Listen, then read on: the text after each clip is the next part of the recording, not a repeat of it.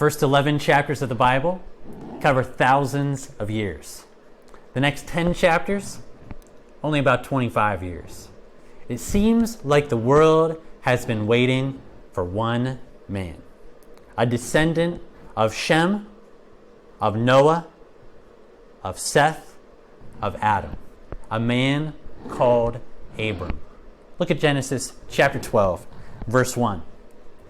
Now the Lord said to Abram, "Go from your country and your kindred and your father's house to the land that I will show you.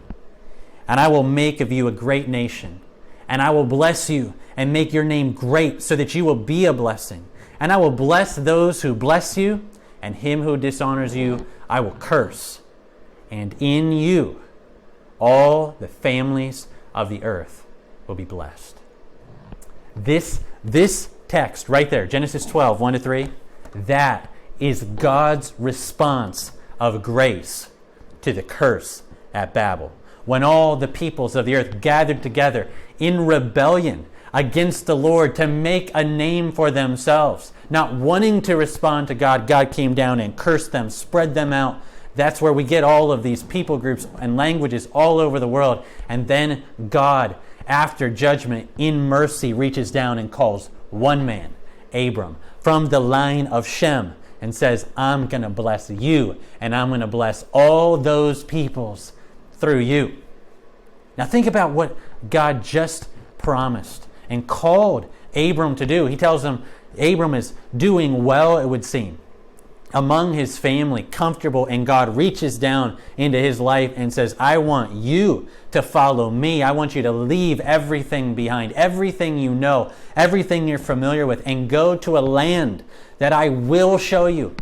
God doesn't even tell him where he's going to take him. He just wants him to trust him and to go and to leave it all behind.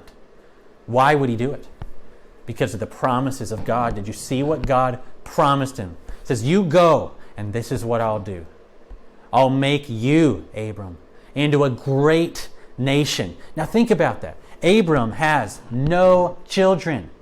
He's about 75 years old. His wife, Sarai, is about 65 years old. And the one thing we know about her right now is she's barren. She's unable to have children. And God says, "I'm going to make you into a great nation."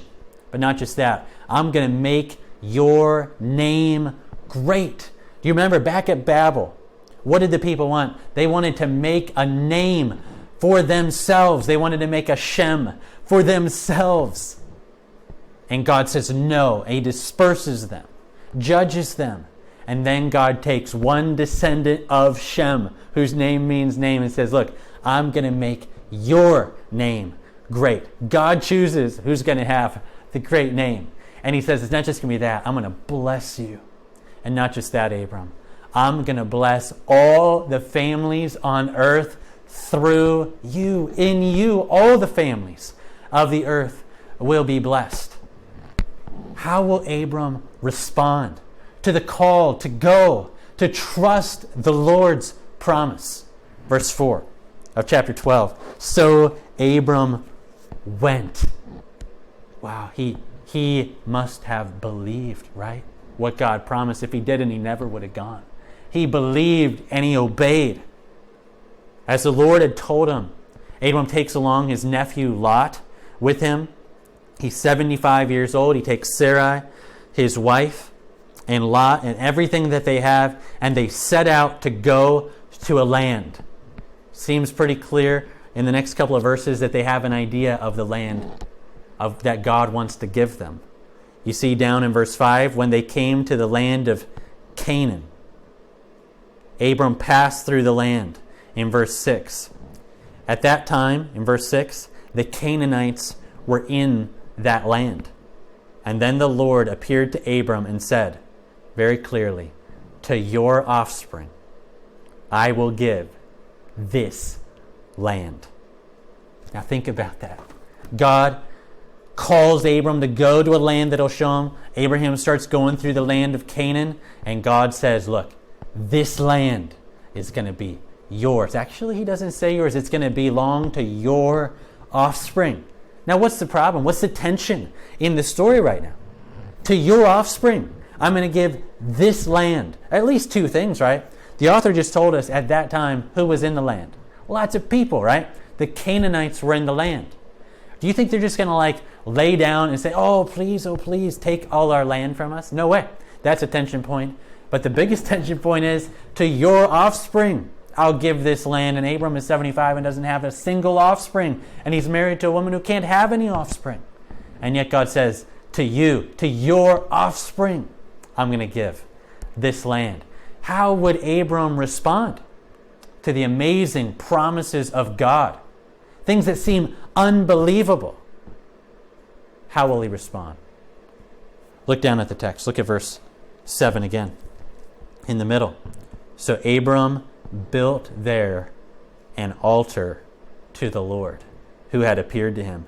Then they move on, and you see in verse 8 in the middle, and there, the next place too, he built an altar to the Lord and called upon the name of the Lord.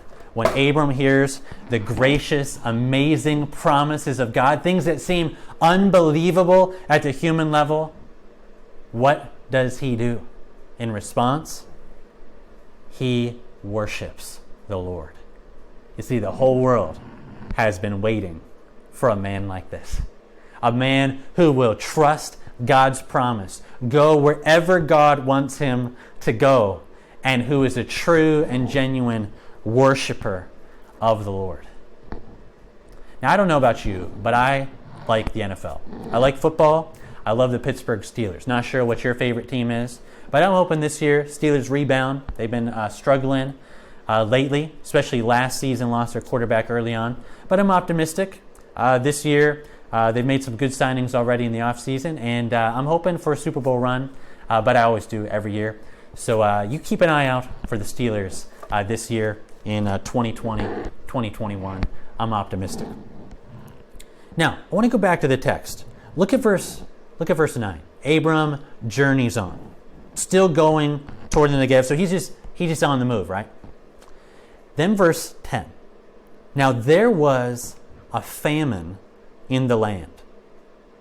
This famine is the result of the curse, right? The struggle between man and the land. Hard to survive. Famine in the land. So what does Abram do? So Abram went down to Egypt to sojourn there because the famine was so severe in the land. Now, should he have done that? Should he have gone? Should he have trusted the Lord to provide him? The text doesn't really say. It just says that he decides to go down to Egypt to sojourn there. Now, that's not the land that he's going to be given, but that's where he goes because of the famine. Now, we're not sure whether that's right or wrong, but he ends up down there. But I want to look at verse 11, because what we're going to find here is something really important about the Bible and how it presents its heroes. Look at verse 11. When he was about to enter Egypt, he said to Sarai, his wife, I know that you are a woman beautiful in appearance. And you can take heart from that woman. She's about 65 years old, and he's thinking, wow, you are so beautiful, Sarai. When the Egyptians see you, they will say, this is his wife, and then they're going to kill me. But they'll let you live. So tell them, verse 13, that you are my sister, so it may go well with me because of you, and so my life can be spared for your sake. Now, what do you think about that? Abram says, Sarai, I know you're so attractive. When we get down to Egypt, make sure you tell them you're my sister so that I'll be safe, right? Because I don't want to be put in any danger here. All right, what kind of plan is this? Does this seem like Abram is really trusting in the Lord? And this is my point. The Bible doesn't hide the faults of its heroes. I mean, think of Noah, amazing man of faith that God uses to save the world, and then he gets off the ark and he's drunk.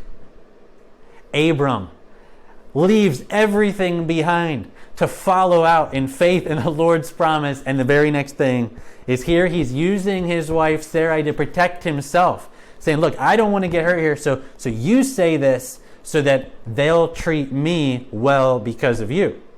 Now, maybe he doesn't think that this is going to put her in any danger, but take a look at what happens. Verse 14.